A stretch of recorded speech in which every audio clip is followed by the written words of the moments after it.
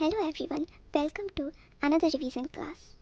So, today we revise relation and functions chapter 1 of mathematics of class 12th. तो सबसे पहले तो relation and function हम समझेंगे कि रिलेशन क्या होता है भाई. मतलब वैसे तो हमें पता है कि रिलेशंस क्या होते हैं, बहुत ही बेकार होते हैं, बट मैथ्स की लैंग्वेज में क्या होता है. सो मैथ्स की लैंग्वेज में बहुत ही सिंपल सी लैंग्वेज है. ये बेसिकली कार्टेशियन प्रोडक्ट्स होते हैं. कार्टेशियन प्रोडक्ट्स का कोई भी सेट, या फिर ऐसे कह लो कि subset of A cross B. जब हम ए क्रॉस बी निकालते हैं, कार्टेशियन प्रोडक्ट निकालते हैं, तो उसी का अगर हम कोई सबसेट लाते हैं तो हम उसको रिलेशन कहते हैं. ठीक है. और रिलेशन को ऐसे डिनोट किया जाता है like A related to B, और आप ऐसे भी डिनोट कर सकते हो A comma B belong to this relation. So ये बेसिकली डिनोट करते हैं हम रिलेशन को ऐसे. ठीक है. और आपको कंडीशन गिवन होती है, उनके बेसिस पर आपको रिलेशंस बनाने होते हैं. नाउ हम बात करते हैं टाइप्स ऑफ रिलेशंस की. तो बहुत ही डिफरेंट टाइप्स के रिलेशन होते हैं, बट जो ये टाइप्स जो रिलेशंस के डिफाइन हैं वो ओनली फॉर ए क्रॉस ए के हैं. ठीक है.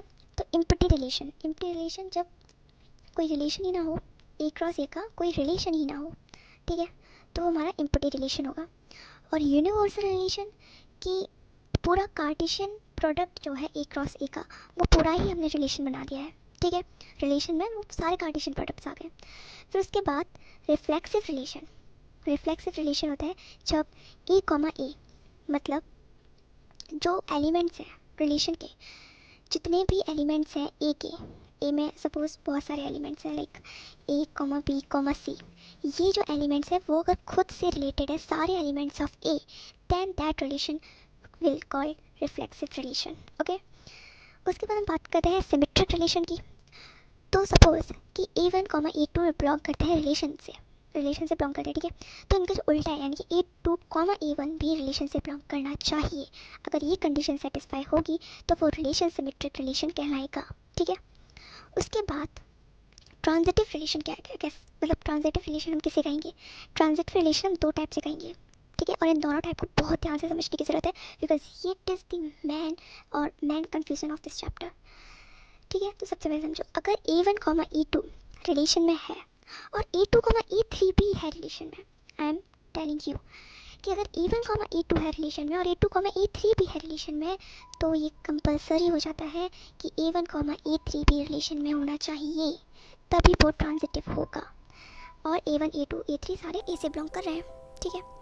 तो ये तीनों होने चाहिए. अगर ये दोनों हैं तो फिर इसका होना मैंडेटरी हो जाता है. लेकिन वही अगर ए वन और ए टू प्रेजेंट है बट ए टू और ए थ्री नहीं प्रेजेंट, तो हम इसके बारे में तो कोई इन्फॉर्मेशन ला ही नहीं सकते ना.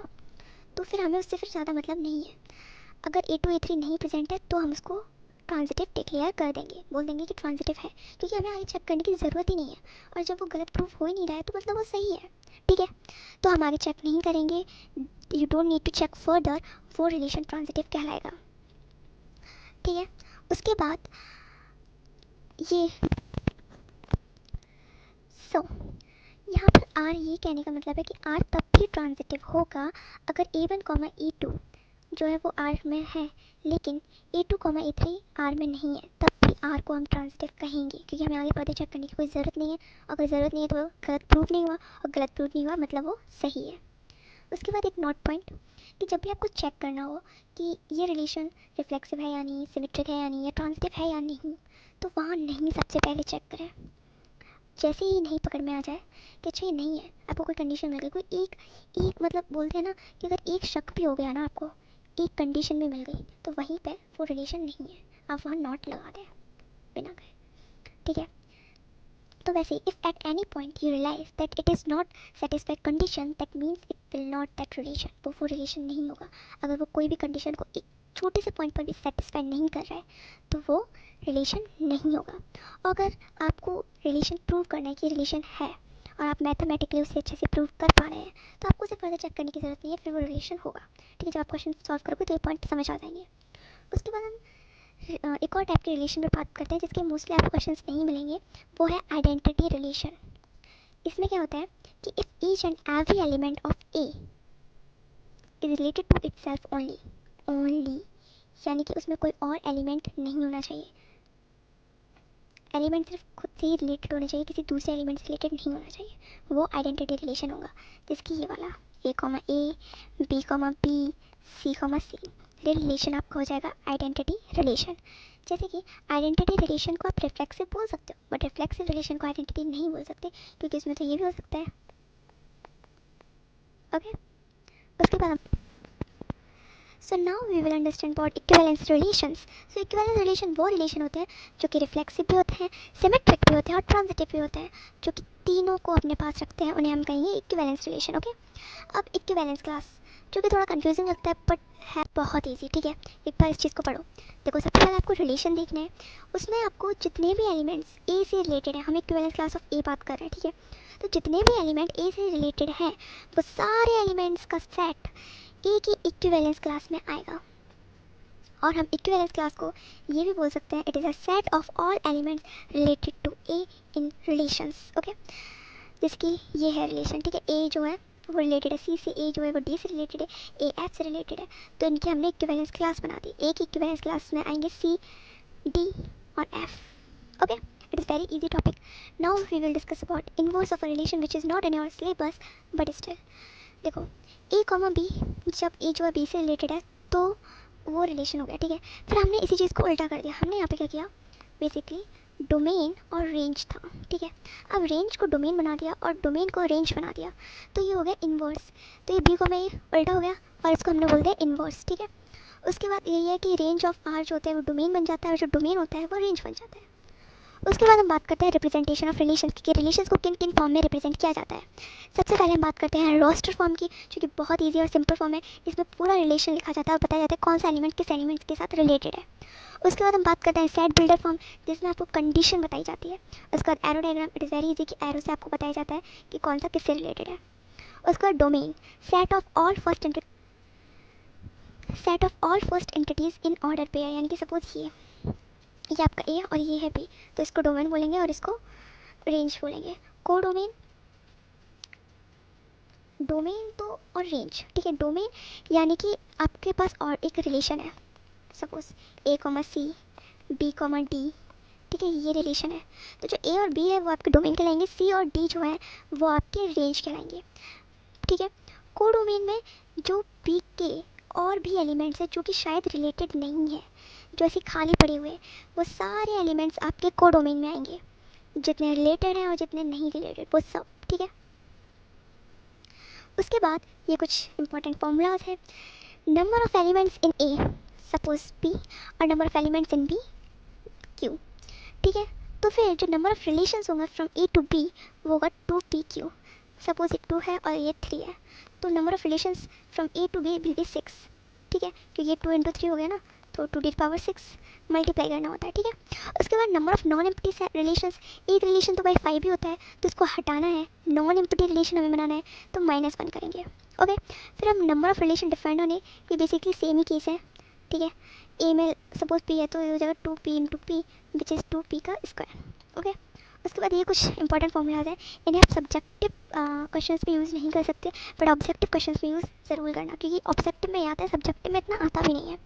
तो अगर number of elements in A n है, तो जो नंबर ऑफ रिफ्लेक्सिव रिलेशंस होंगे ए पर वो होंगे 2 raised to the power n² -n, ठीक है ये। और नंबर ऑफ सिमेट्रिक रिलेशंस जो होगा ए पर वो होगा 2 raised to the power n² + n divided by 2, ये 2 की पावर में है, ठीक है।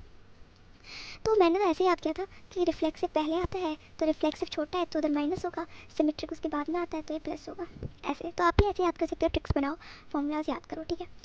फंक्शंस क्या होता है, फंक्शंस जो होता है वो स्पेशल टाइप है रिलेशन का। लाइक आपके कुछ स्पेशल रिलेशंस होते हैं ना किसी के साथ, तो उन्हें आप चाह कर भी नहीं बुला सकते, है ना, बहुत ही स्पेशल रिलेशंस होते हैं। तो वही वही है ये, every element of A is uniquely associated some element of B, than it will be called function. हर एलिमेंट जो है वो ए का, उसकी यूनिक इमेज होनी चाहिए बी में। कैसी इमेज होनी चाहिए, यूनिक, ठीक है। उसकी सिर्फ एक ही इमेज होनी चाहिए, एक ही इमेज होनी चाहिए, तभी तो उसे स्पेशल रिलेशन कहा जाएगा, है ना। ऐसे थोड़ा ना हर किसी को स्पेशल बना देंगे भाई, जब कोई एक बंदे से एसोसिएटेड है, उसके 4 नहीं है, तो फिर ऑब्वियसली वो स्पेशल है। उसके बाद प्री इमेज क्या होता है, प्री इमेज का कॉन्सेप्ट भी समझ लें कि जो बी के एलिमेंट्स होते हैं जो ए से रिलेटेड होते हैं, तो ए के जो एलिमेंट्स होते हैं उनको प्री इमेज कहते हैं। जैसे कि इसमें कि जो डी की प्री इमेज है वो ए है, ए की प्री इमेज बी है और ए की प्री इमेज सी बी है, all elements of A should have their unique image. ठीक है, ये फंक्शन की कंडीशन होती है। जब ये होगा तभी वो रिलेशन फंक्शन कहलाएगा। 1-to-1 इंजेक्टिव फंक्शन, ये क्या होता है? ये भी एक टाइप का फंक्शन होता है जिसमें जो डोमेन के एलिमेंट्स होते हैं वो रेंज के एलिमेंट से, मतलब बेसिकली ए और बी, ठीक है, ये यूनिकली एसोसिएटेड होते हैं। जो डिफरेंट एलिमेंट्स ऑफ ए हैं उनकी डिफरेंट इमेज होती है बी में। जिसकी यहाँ देखो, ये डिफरेंट एलिमेंट्स हैं और ये डिफरेंट एलिमेंट्स हैं, बट इनकी डिफरेंट इमेज होनी चाहिए, सेम इमेज नहीं होनी चाहिए। जिसकी यहाँ पर बी और सी की सेम इमेज है, तो ये हो जाएगा मैनी वन। ठीक है, क्योंकि यहाँ सेम इमेज है। अगर यहाँ डिफरेंट इमेज होती, यहाँ एफ होता, यहाँ ई होता, तो ये हमारा होता 1-1। ठीक है, ये बेसिकली तरीका है मैथमेटिकली प्रूव करने का, शो करने का। ये तरीका याद रखो, ये कुछ नहीं है, इट इज़ नथिंग। ठीक है, तो ये क्या है कि f(x1) f(x2), अगर x1 इक्वल टू x2 आ जाए तो आपको 1-1 है वो फंक्शन। उसके बाद मैनी वन, जो 1-1 नहीं है वो मैनी वन है। ऑन टू को हम सर्जेक्टिव भी कहते हैं। ये जो नेम है ना, कॉमन नेम, इन्हें याद रखना है, इनसे भी डायरेक्ट क्वेश्चन आते हैं। ठीक है, कि इंजेक्टिव प्रूव करो, सर्जेक्टिव प्रूव करो। If every element of B has its pre image, B के हर एलिमेंट के पास प्री इमेज हो, यानी कि रेंज जो है वो कोडोमेन के इक्वल हो। ठीक है, रेंज जो है वो कोडोमेन के इक्वल हो, then it will be called onto functions. ठीक है, इसको मैथमेटिकली प्रूव करने का तरीका ये है, f(x) इक्वल्स टू y करो, फिर x को इन टर्म्स ऑफ y निकालो एंड देन रेंज फाइंड करो। और if range is equals to codomain then one onto है, और if range is not equal to codomain और रेंज जो है वो सबसेट है कोडोमेन का, तो it will be on into function. ये जो है वो इनटू फंक्शन होगा। ओके, उसके बाद हम बात करते हैं बाइजेक्टिव फंक्शन की। तो बाइजेक्टिव फंक्शंस वो फंक्शंस होते हैं जो 1-1 भी होते हैं और ऑन टू भी होते हैं। ठीक है, यानी कि इनमें बी के हर एलिमेंट्स के पास प्री इमेज होगी, वो भी डिफरेंट प्री इमेज होगी। ठीक है, उसके बाद हम कंपोजिट फंक्शन की बात करते हैं, which is also not in our syllabus but still we study. ठीक है, यहाँ पे कंपोजिट फंक्शंस को लिखने का तरीका बेसिकली ये होता है।